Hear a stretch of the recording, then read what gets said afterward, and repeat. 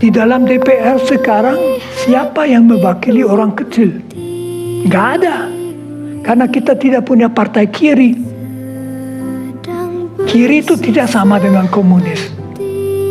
Di kebanyakan demokrasi, ada partai yang akan dipilih misalnya oleh petani kecil, buruh industri, nelayan kecil, orang yang di Jakarta hidup dari pinggir jalan.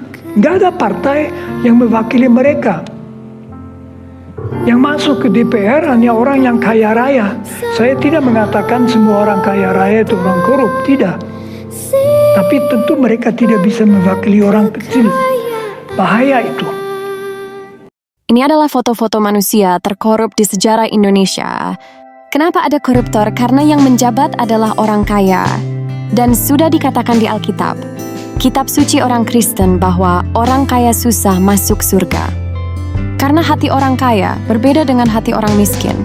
Ayat Alkitab yang paling jelas mengenai kesulitan orang kaya masuk surga adalah Matius pasal 19, ayat 24, yang berbunyi, "Sekali lagi aku berkata kepadamu, lebih mudah seekor unta melewati lubang jarum daripada orang kaya masuk kerajaan Allah."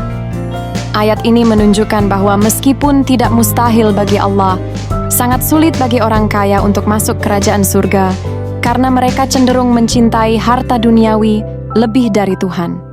Kitab Matius 19 ayat 16-26 dan Markus 10 ayat 17-27. Yesus sedang berbicara dengan seorang pemuda kaya yang ingin mendapatkan hidup kekal. Yesus menasihatinya untuk menjual seluruh hartanya dan memberikannya kepada orang miskin, lalu mengikut dia. Namun pemuda itu pergi dengan sedih karena ia sangat kaya dan tidak mau melepaskan hartanya. Lubang jarum. Ungkapan ini digunakan Yesus untuk menggambarkan betapa sulitnya bagi orang kaya untuk masuk ke dalam kerajaan Allah.